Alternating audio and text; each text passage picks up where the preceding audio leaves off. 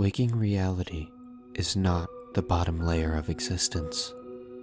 It is contrived, sewn together by the thin thread of deceit to protect its inhabitants from falling into the void beneath. Calculators cannot be perfectly exact. Inevitably, any sufficiently complex calculation performed by a calculator will be slightly off, no matter what the calculator is. The margin of this incorrectness can be used to describe an aspect of the calculator's quality. Now, consider the universe.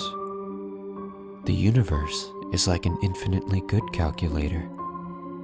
Mathematically speaking, all of the actions of the universe mirror all of the actions of the universe. And naturally so. Any alternative would be logically impossible. What then is the degree of complexity of a mathematical problem so large that the logically impossible is called into existence?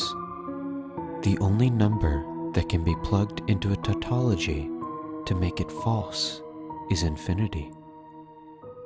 Therefore, for the universe not to be exactly the same as itself, for a defiance of the laws of nature to occur, nature would have to be forced to attempt an operation of infinite complexity. The threads of waking reality extend infinitely far, so to remove them, one must pull with infinite strength. There is one being who has accomplished this feat. This being is called Pestilence. Pestilence is the event horizon of the universe incarnate. The creature occupies the void of dreams and feasts on the fears of sleeping children. It feasts on the fears of sleeping adults as well. But fears are loose, fleeting. They seep out between the threads and escape too easily on their own for it to be worth dragging them down. No, the food that Pestilence prefers is health. Pestilence is a tricky fellow. It seeks out prey through lies that instill false hope. What is your command? It asks. X-ray vision. Very well. Then I shall make ye blind. And it laughs as it watches its victim's eyes melt, watching its victim cry blood until the arrival of a beautiful sunset that he can no longer see. What do you wish, little girl? It may ask the boy's younger sister. A puppy. Sit still. This will take but a moment. And in the morning, the little girl will shake convulsively in bed, foaming at the mouth and whimpering like a dog. If you ask for shinier teeth, it will pull them all out. It shall find the seeker of wealth and make him too ill to work. It shall find the seeker of wisdom and knowledge, and instead impart mad cow disease. It drags the human essence into the darkness of sleep, where it will never be seen again as but a reflection of what it once was. But Pestilence, tricky as it is, does not know all. In physical health, it believes it has found the perfect sustenance, one that will struggle to hold tightly to the threads of reality for as long as Pestilence should please. But there are some biological functions wedged deeply within us, things that should never grow ill or sustain injury. There are certain parts of us that have guided our very construction as organisms, so that we should die before they ever come to harm. The seat of truth itself is upon our shoulders, and when our shoulders are shattered, truth will cease to operate. Should one be greedy enough to allow this to happen, there is a way to circumvent Pestilence's efforts. It is inevitable that one day, Pestilence will pay you a visit. You may recognize it as a benevolent face with wrinkles and gray hair.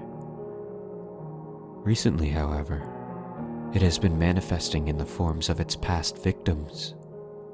That way, any future victims who knew previous victims will not be alarmed by the beast's appearance. Pestilence will be wearing a white cloak, precisely 6 feet in length. It will attempt to claim some innocent purpose for this cloak. Do not be fooled, and under no circumstances should you attempt to remove the cloak or request that Pestilence do so itself. Do not inform Pestilence that you recognize it. Once you have identified the creature, the next step is to fool it. It is not tricky by choice, though it certainly enjoys it nonetheless. Once it has harvested a meal, it is bound by a force other than its own will to consume it, lest it tear the fabric of reality from underneath it and dissolve to dust. The trick is to compel it to harvest the right meal. Pestilence will behave as you would expect it to behave if you did not recognize it. It will converse with you and attempt to drive the conversation to a point at which you will naturally be prompted to tell it your innermost desires. Show no fear, no stress. You must not reveal your true understanding of the situation by any means. When the conversation is carried to a point which you are prompted to ask your desires, express interest in something related to dreams. You know, I've always wanted to be a lucid dreamer, or I've always had nightmares. It would be nice to get a break from them, or something along those lines. Once you are able to express these desires, you will have won. Before fading away to find its next victim, Pestilence will reluctantly impart onto you an obscure bacterial brain disease. This disease is similar to many brain diseases in that it is degenerative, but different in only that it affects the pineal gland.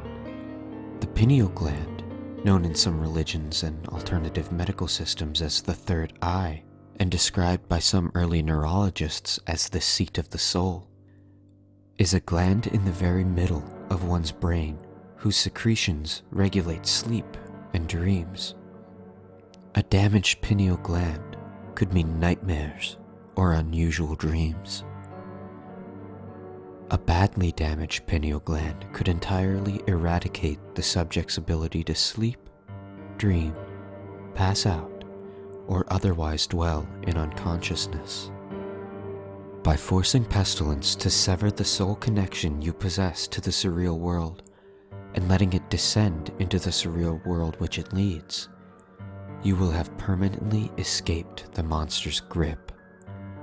You will be in perfect health for the rest of your life, save for the inability to go to sleep. There is one catch.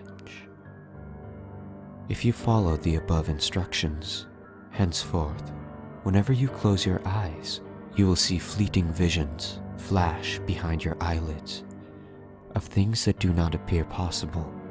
Never speak of these visions.